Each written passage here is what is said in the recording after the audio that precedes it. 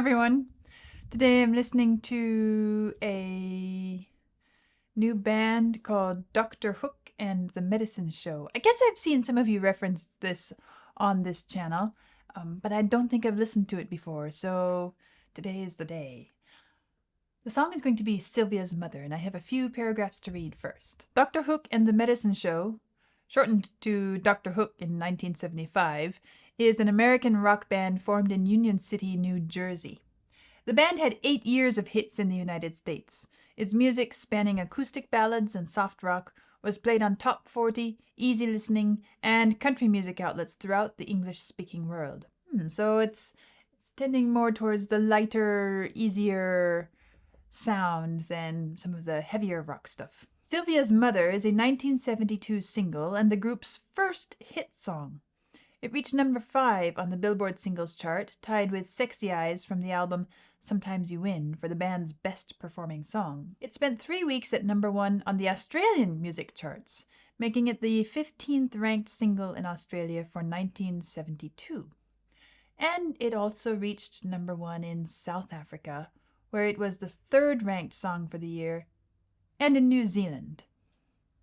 So, kind of big hits in certain parts of the world, kind of circling the globe in a way. Sylvia's Mother is autobiographical, with songwriter Shel Silverstein drawing upon his unsuccessful attempt to revive a failed relationship.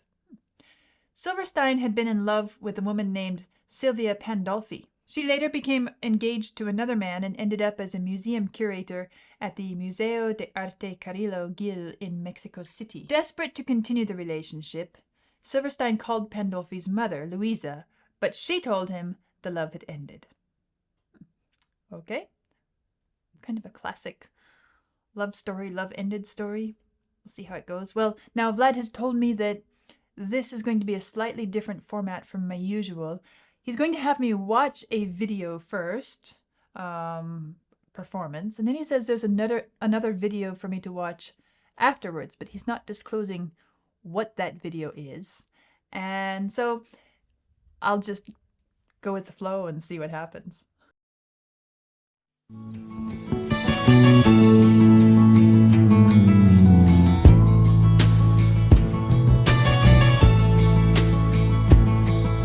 Sylvia's mother says Sylvia's busy, too busy to come to the phone.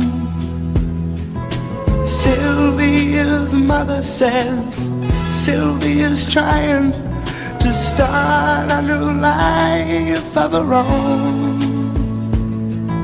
Sylvia's mother says Sylvia's happy, so why don't you leave her alone? And the operator says 40 cents more for the next 3 minutes, please. Mrs. Avery, I just gotta talk to her. I'll only keep her a while. Please, Mrs. Avery, I just wanna tell her goodbye.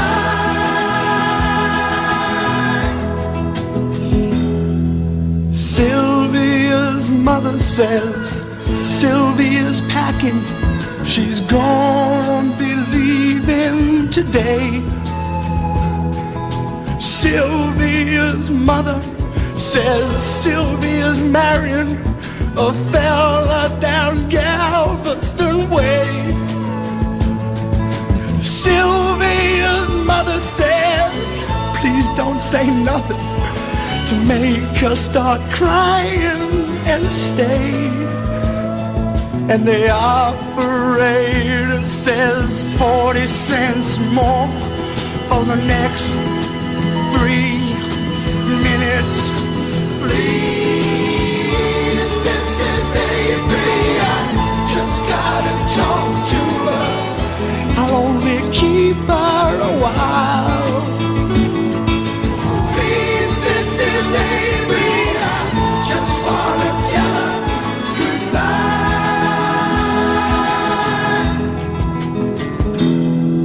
Sylvia's mother said Sylvia's hurrying, she's catching the 9 o'clock train. Oh boy. Where to stop it? Where to stop it? Oh, wow. It's so right. I guess I'll talk a bit more about my impressions when I get to the end of the song, but um it's so simple and it's so intense. And what really impresses me is the delivery of it, the performance of it. Um the voices, the expression, the emotion, the intensity that is being expressed. And as I'm watching them, they're just kind of like cool on stage, feeling the pulse, but you hear the anguish and the desperation, and this is not an easy piece to perform to get the music to keep going. It's so repetitive. It's so simple, melodically, harmonically, rhythmically. There's not a lot there, but it's so perfect the way they're performing and the way they're presenting it. It's really amazing to me. And well,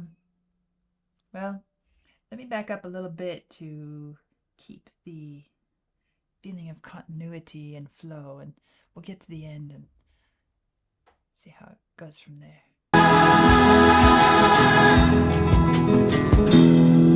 Sylvia's mother says Sylvia's hurrying, she's catching the 9 o'clock train. Sylvia's mother says, take your umbrella, 'cause Sylvia, it's starting to rain. And Sylvia's mother says, thank you for calling, and sir, won't you call back again? And the operator says 40 cents more for the next 3 minutes. Please, Mrs. Avery, I just gotta talk to her. I'll only keep her a while. Please, Mrs. Avery, I just wanna tell her goodbye. Tell her goodbye. Please, tell her goodbye.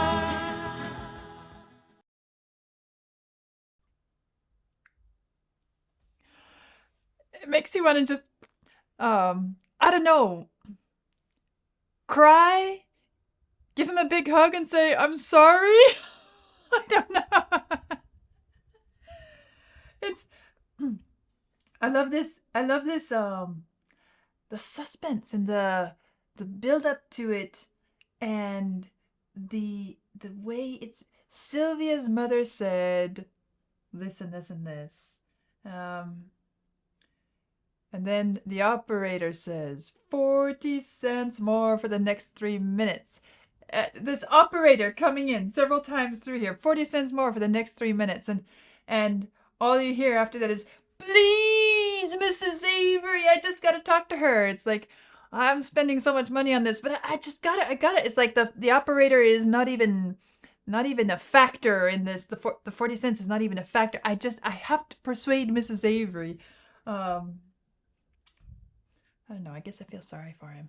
So, before I dig into more of this, I guess I need to finish the project. So Vlad says there's another video for me to watch.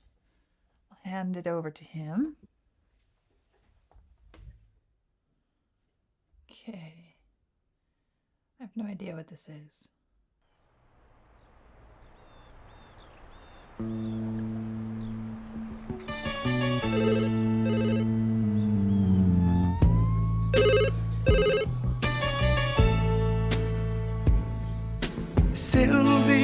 Sylvia's mother says Sylvia's busy, too busy to come to the phone.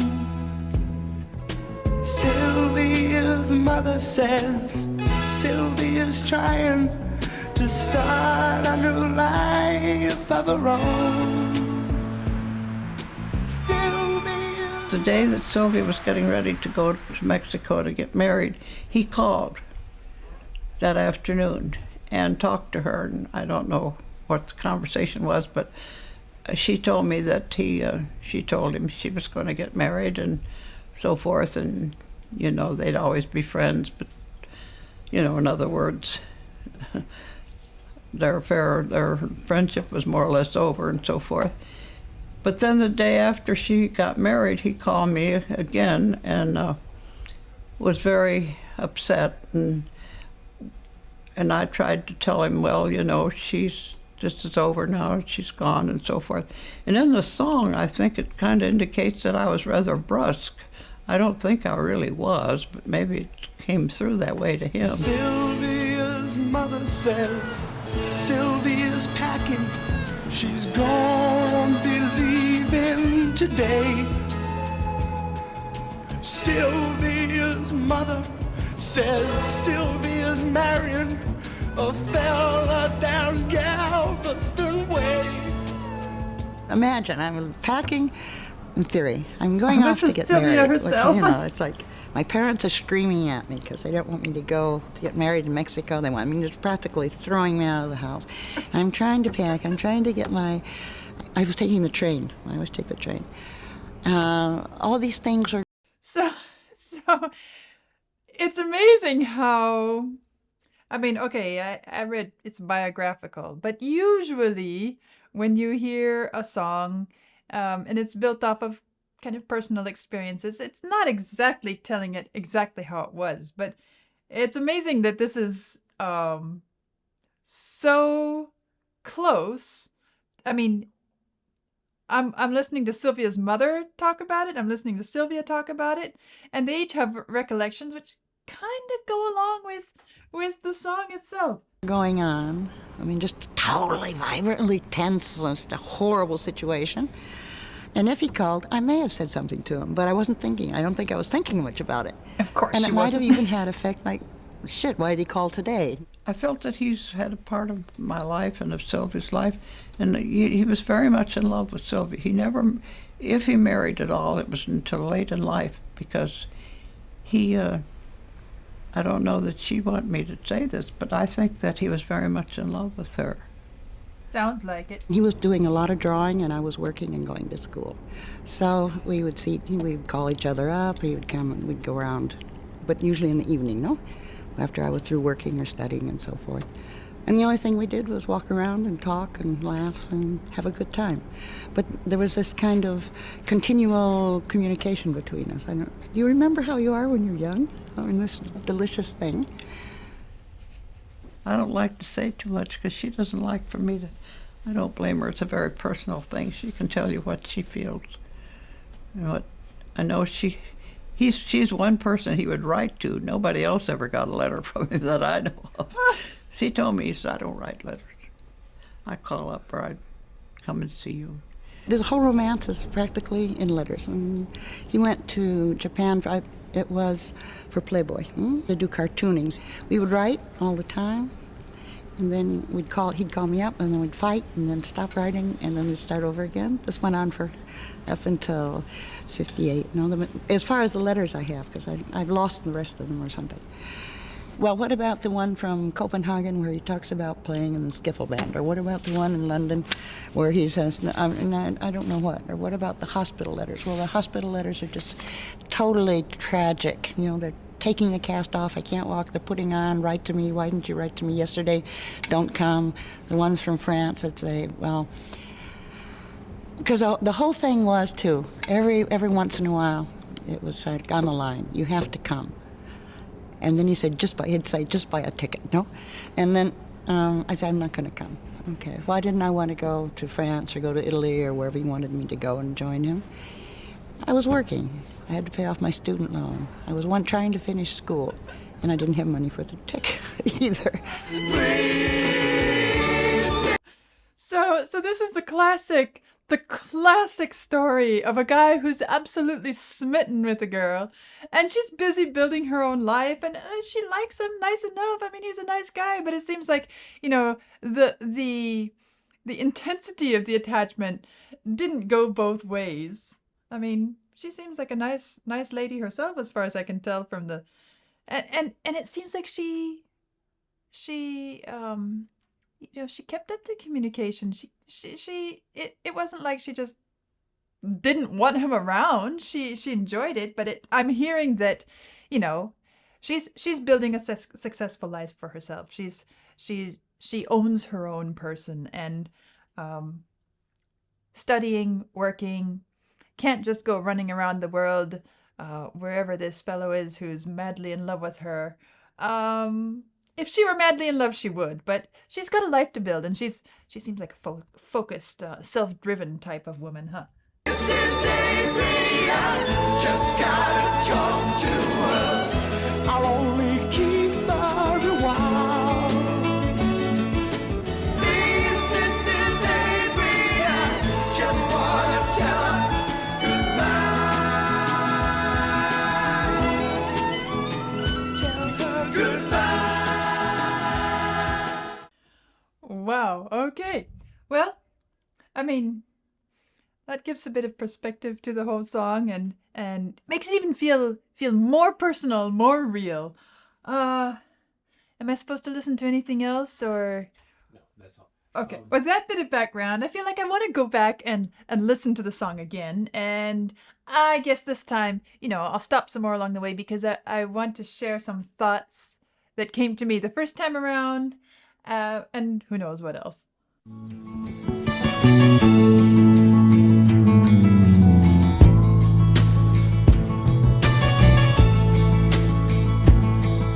Sylvia's mother says, When this voice first enters, it sounds like he's just on the edge of tears. Sylvia's mother says, and you wonder, okay, what is this all about? Is it just going to be or is this just the way he sings? Is this just his style? But as the song goes on, you realize, this is an expression of the feeling of absolute abandonment and soul-crushing disappointment of the loss of this. I mean, I was madly in love with her. Sylvia's mother says Sylvia's busy, too busy to come to the phone. Now with the bit of perspective I have from watching that interview, it feels like in real life, I guess Sylvia had a lot more to say about whether the relationship would continue or not than we hear in the song. So, this first line is perhaps the closest expression we have to that. Sylvia's busy, too busy to come to the phone. Although it could sound like it's Sylvia's mother just kind of acting as a gatekeeper, right? That's kind of what it feels like in the song. Having watched the interview now, I feel like Sylvia was moving on with her life. And this is the closest bit we get to hearing Sylvia's perspective within this song. But as a song itself, we have this wonderful setup of a guy trying to talk to the girl he loves. Mom is acting as gatekeeper. Mom is kind of, and you wonder, it makes you feel like, did the girl even know he was in love? Did the girl even know that he wanted to talk to her? You get this feeling in the song that he couldn't get to the girl he wanted. I understand that that's not how it was in real life, but it sets up this wonderful tension in the song itself. To the phone. Sylvia's mother says Sylvia's trying to start a new life of her own. Sylvia's mother says. And the way each line. So I think I mentioned there's a lot of repetition in this song. There's musical repetition. There is textual repetition. Sylvia's mother said. Sylvia's mother said. Sylvia's mother said. Sylvia's mother said. That also builds a sort of tension. But musically, one of the things this does is just at the right point. So each line is da da da da da dum, da da da da da dum, da da da dum, ba da dum. It's mostly a sort of descending curve, which helps to give this feeling of overall disappointment. It's not an upbeat song, but at the same time, that general shape is pitched in different locations through the scale. So then we have stepping up just a notch. Da da da da da dum, da da da da da dum, da da da da da da dum. And so that sort of sequencing, the building stone upon stone, brick upon brick, one upon another, a little bit higher, a little bit higher, a little bit higher. It's kind of like, take a step. Are we there? Take a step. A little more. A little more. Can we get a little bit closer? And every time we get a little bit higher, we take one more step. It intensifies even more, and it becomes even more kind of stabbingly painful. Sylvia's mother says Sylvia's happy, so why don't you leave? Sylvia's happy. Da, da, da, da. You hear that flute there, and it's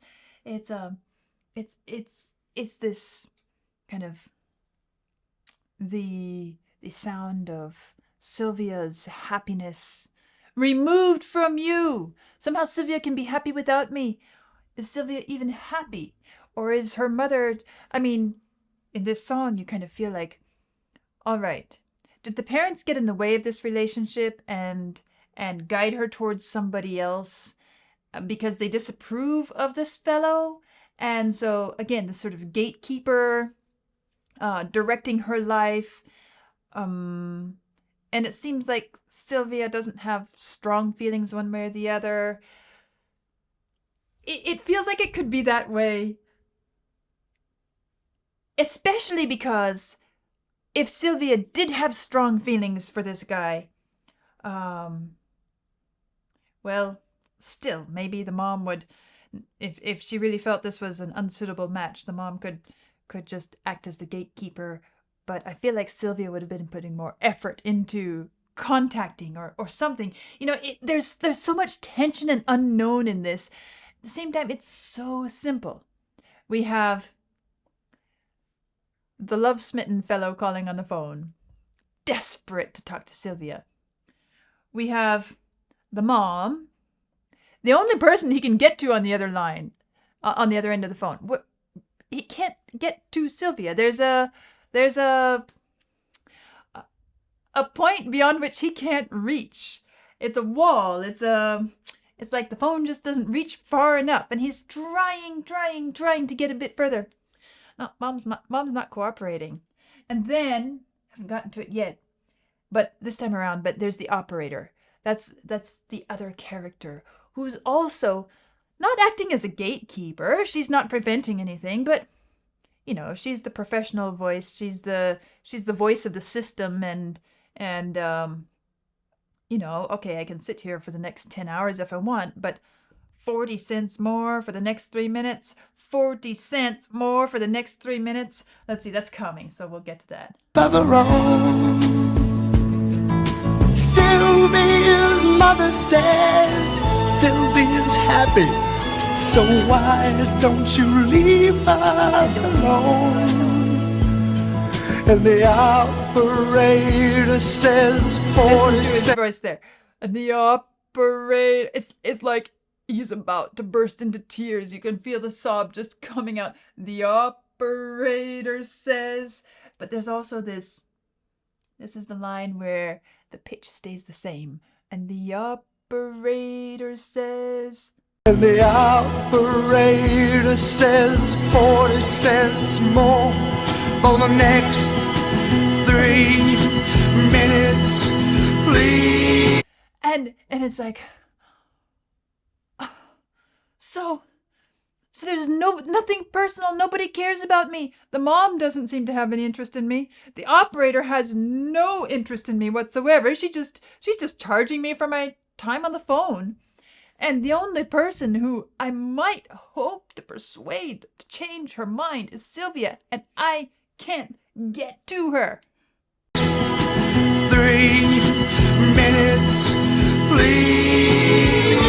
Mrs. Avery, I just gotta talk to her. I'll only keep her a while.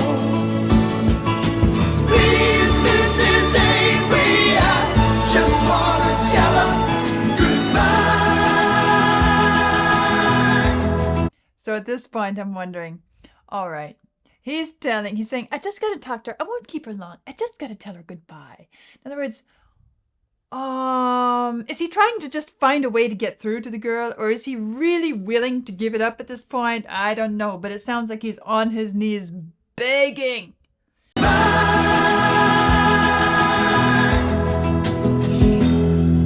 Sylvia's mother says. Back to the same. Sylvia's packing. Mother says. She's gonna be leaving packing already? today.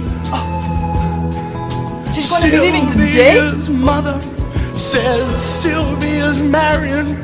Oh my goodness, she's marrying? I've lost my chance? Oh, it's about to cry. Sylvia's mother says, please don't say nothing to make her start crying and stay. So this is where you start to feel like, does Sylvia really have a voice in this? Or, is she so decided on this fellow down Galveston Way that, does she really want to go there? Or is this kind of, the way her life has gone?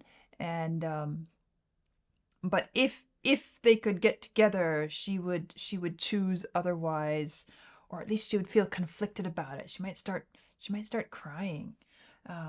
There's this emotional tragedy and sense of potential confusion.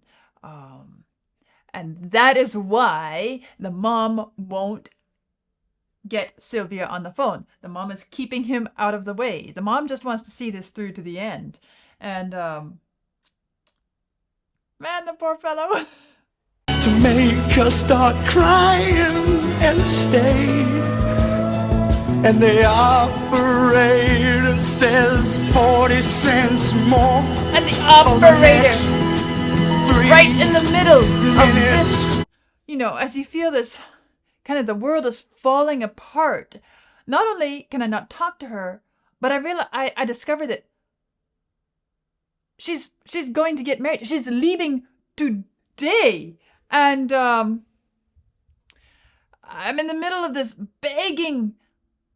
And the operator says 40 cents more. I've spent 3 minutes and I've got 3 more minutes coming.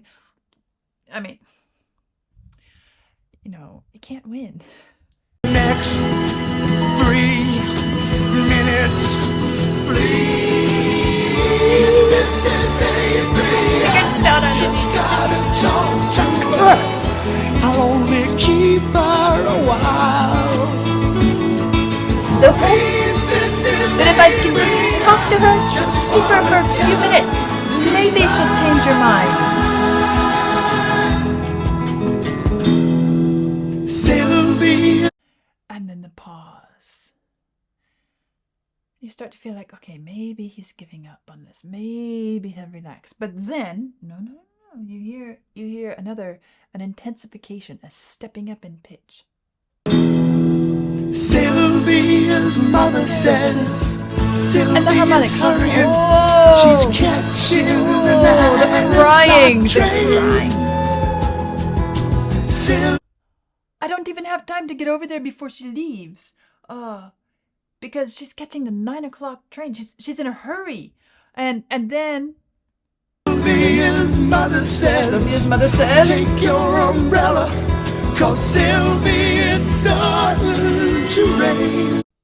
And so this I can't even get there in time. If I were to, I don't know, if I were to take a cab, if I were to walk, however far it is, I can't get there in time because she's leaving. And the mother, as she's talking on the phone to this guy, Sylvia's passing through the kitchen and with her things, and Sylvia's mother says, "Take your umbrella, Sylvie, because it's starting to rain." Well, this rain image is also so great for the song because not only does it set the tone, well, it does so many things at once. It's the first time that you hear Sylvia's presence, not just the mother saying something, but you realize she's so close. The mom could just hand her the phone, but no. Take your umbrella, Sylvia. It's starting to...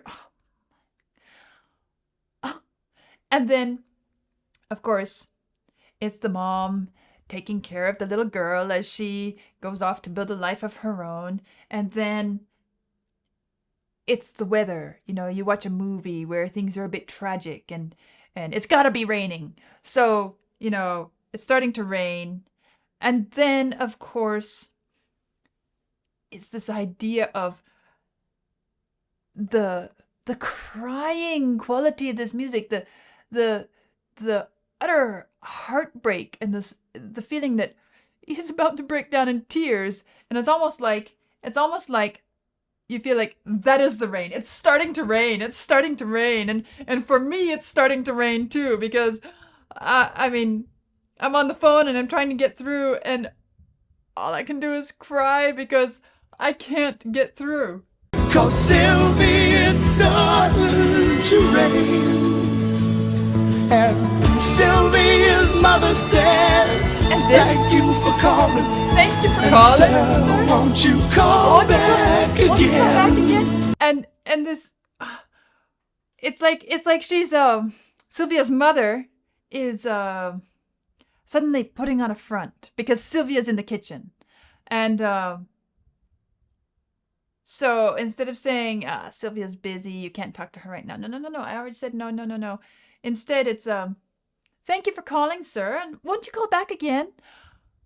Like, she's making sure that Sylvia doesn't know who's on the phone, who's there. She's just being all polite. Won't you call back again sometime?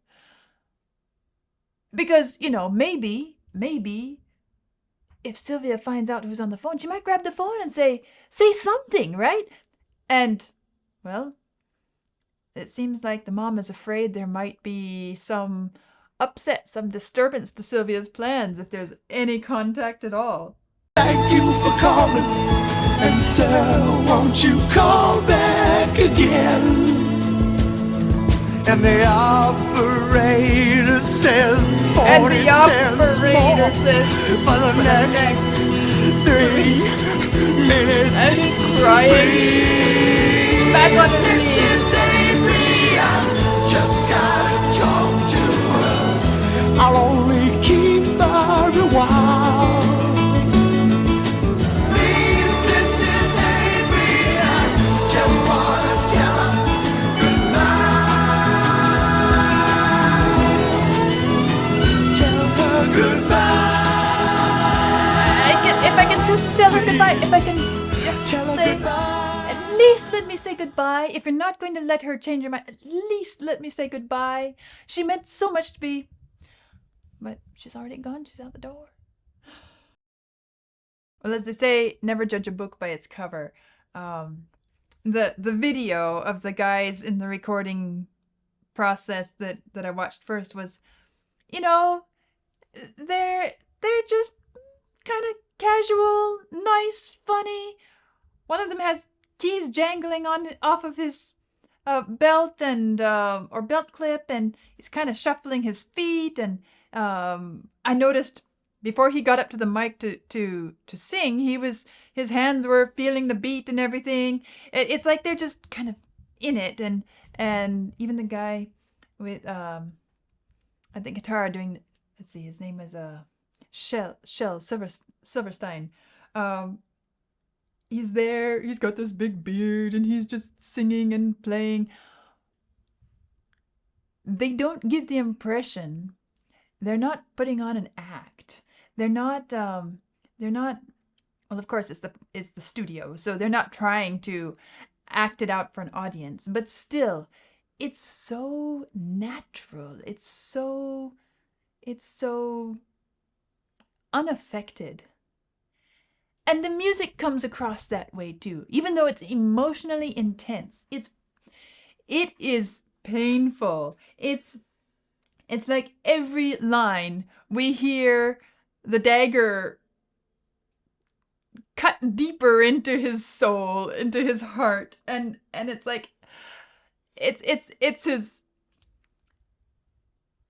painful.